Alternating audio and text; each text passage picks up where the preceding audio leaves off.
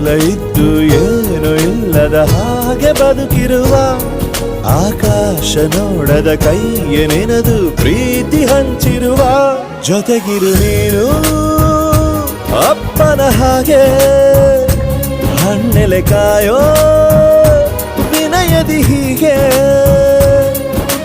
ನಿನ್ನನು ಪಡೆದ ನಾವು ಪುನೀತ ಬಾಳು ನಗು ನಗುತ್ತಾ ಬೊಂಬೆ ಹೇಳುತ್ತೈತೆ ಮತ್ತೆ ಹೇಳುತ್ತೈತೆ ನೀನೇ ರಾಜಕುಮಾರ.